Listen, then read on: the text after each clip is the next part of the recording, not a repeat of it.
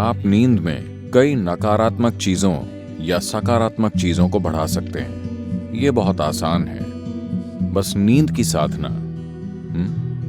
तो एक अलार्म से अचानक जागना जीवन जीने का सबसे अच्छा तरीका नहीं है।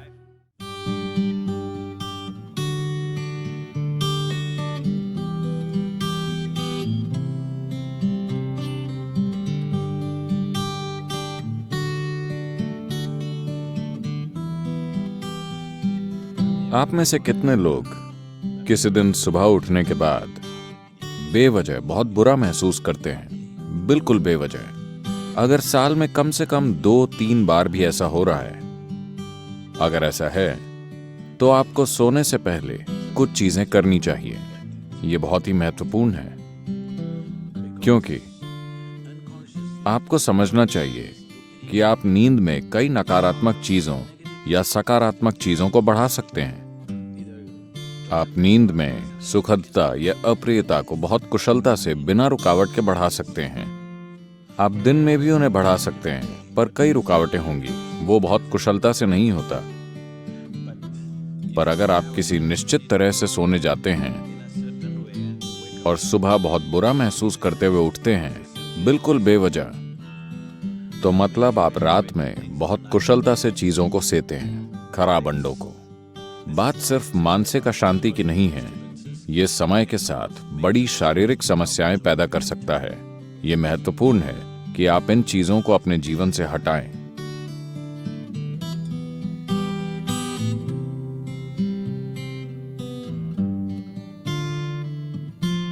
तो रात को सोने से पहले आपको कुछ चीजों का ध्यान रखना चाहिए।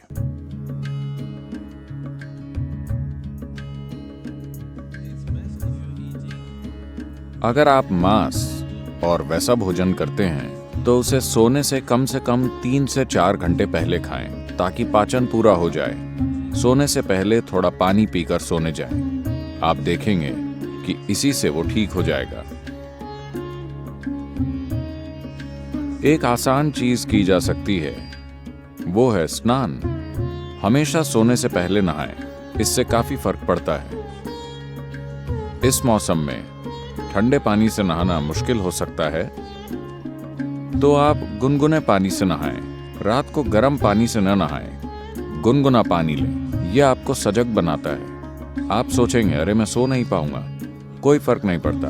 आप 15-20 मिनट या आधे घंटे बाद सोएंगे, मगर नींद बेहतर आएगी, क्योंकि इससे कुछ चीजें हट जाएंगी। जब आप नहाते हैं तब सिर्फ त्वचा की गंदगी नहीं हटती। क्या आपने देखा है, जब आप बहुत तनाव और चिंता में होते हैं तब सिर्फ नहाने से ऐसा लगता है मानो बोझ लगभग उतर गया हो। क्या आपने ये नहीं देखा है? तो ये सिर्फ त्वचा की सफाई नहीं है, पानी के शरीर पर गिरने से बहुत सारी चीजें होती हैं। स्नान एक बहुत बुनियादी भूत शुद्धि है, क्योंकि आपका शरीर 70% से अधिक पानी है। अगर आप उस पर पानी गिराएं तो एक तरह का शुद्धिकरण होता है, जो त्वचा की सफाई से परे है। एक और चीज अगर आप करना चाहें, आप बस एक जैविक तेल का दिया जला लें, रुई की बाती और कोई भी तेल। यहाँ आप क्या इस्तेमाल करते हैं? साधारण खाने का तेल, linseed oil, rice bran oil या तिल का तेल। आपके पास क्या है? ऑलिव ऑयल, ठीक है। रुई की बाती के साथ कोई भी जैविक तेल लेकर एक छोटा दिया उस कमरे में कहीं जला लें जहां आप सोते हैं। आप देखेंगे कि ये चीजें बिल्कुल गायब हो जाएंगी। अगर आप कोई मंत्र जप सकें या सोने से पहले रात को योगाभ्यास कर सकें तो बिस्तर पर बैठकर उसे करें। अगर आप ईशा क्रिया करना चाहते हैं तो वो नेट पर उपलब्ध है।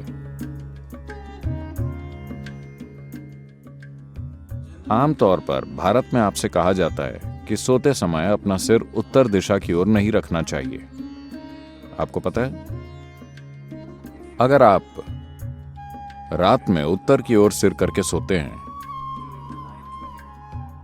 जब आप लेटे हुए होते हैं तो धीरे धीरे खून आपके दिमाग की ओर बढ़ने लगेगा। When there is too much circulation in the brain, you cannot sleep peacefully. जब दिमाग में रक्त संचार बढ़ जाएगा तो आप शांति से नहीं सो पाएंगे।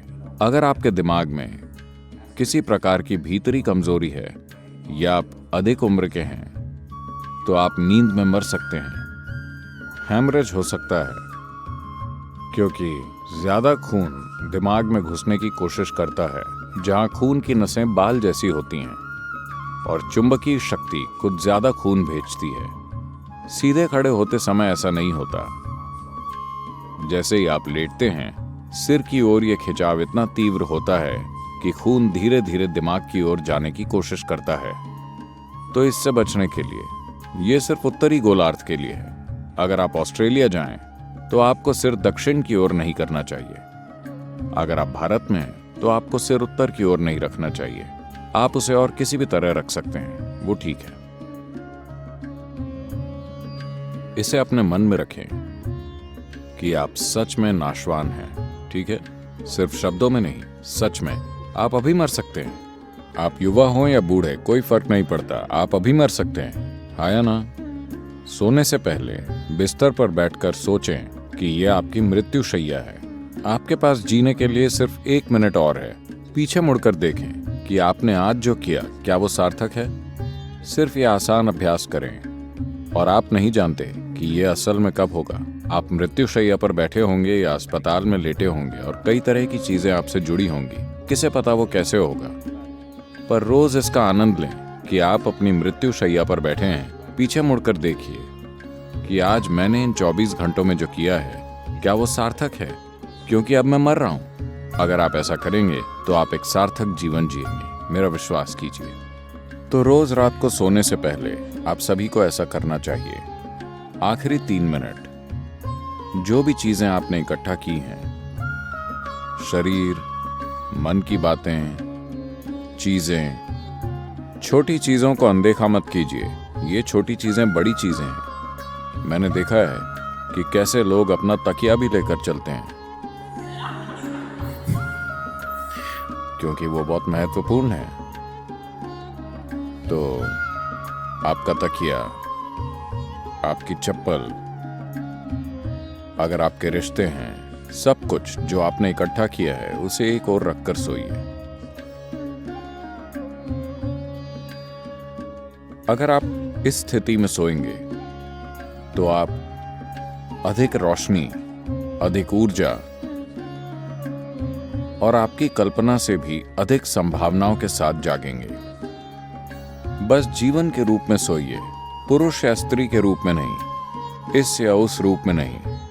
सब कुछ नीचे रख दीजिए बस। ये बहुत आसान है, सिर्फ नींद की साधना। कम से कम इतना आपको करना चाहिए।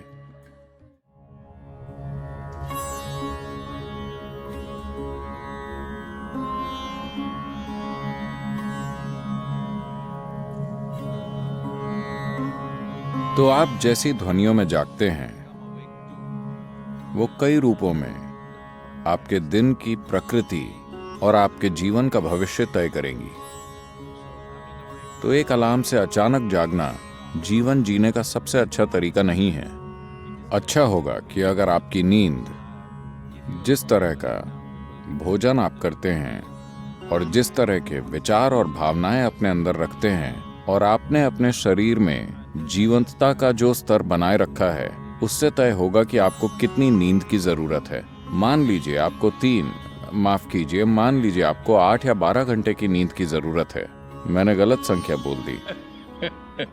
आपको जितनी भी नींद चाहिए, आप अपनी जरूरत जानते हैं। So you go to bed early enough. तो पर्याप्त जल्दी सोने चले जाएं ताकि आप अपने आप जाग सकें।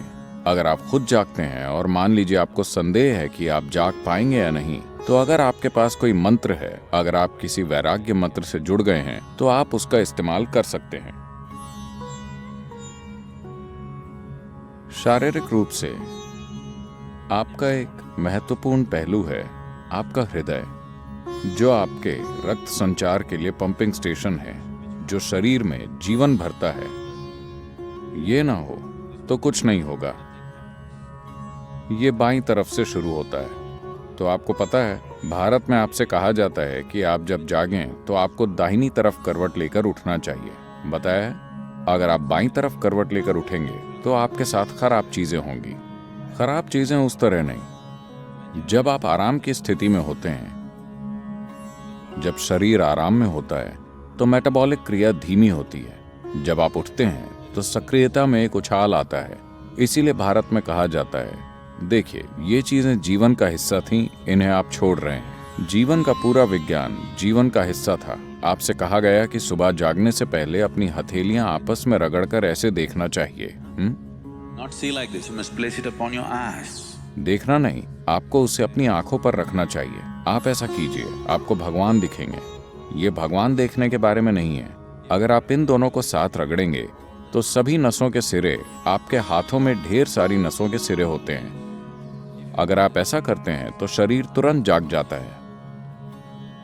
अगर आपको नींद आ रही है तो ऐसा करके देखिए, सब कुछ जागृत हो जाता है। तो सुबह शरीर को हिलाने से पहले आप उसे जगाइए और फिर इसे अपनी आंखों पर रखिए। तुरंत आपकी आंखों और आपकी इंद्रियों के दूसरे पहलुओं से जुड़ी नसें जागृत हो जाएंगी। शरीर के हिलने से पहले शरीर और दिमाग को जागृत होना चाहिए। इसके पीछे यही मकसद है, समझे? तो आप ऐसा कीजिए और फिर अपनी दाहिनी ओर करवट लेकर उठिए। आज अगर हम सब सोते हैं तो दुनिया में कल सुबह लगभग 2.5 लाख लोग नहीं जागेंगे प्राकृतिक मृत्यु के कारण। मान लीजिए आप कल सुबह जागे, आपकी गारंटी है? क्या आप गारंटी कार्ड के साथ आए?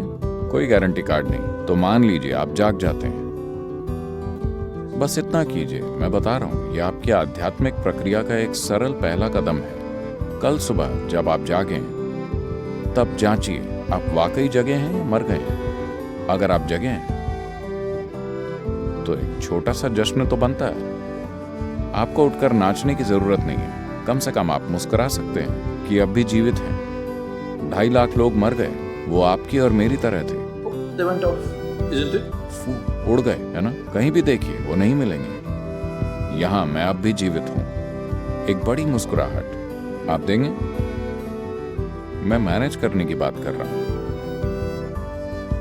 अगर 2.5 लाख लोग मर गए तो कम से कम 30 से 50 लाख लोगों ने अपना कोई प्रियजन खो दिया। आप उन 3, 4, 5 लोगों को देखिए जो आपके लिए मायने रखते हैं, वो सभी आज जिंदा हैं। एक और बड़ी मुस्कुराहट देंगे या नहीं? जिंदा। अगर मान लीजिए अभी हम आपके सिर पर बंदूक रख देते हैं, क्या आप राहत महसूस करेंगे?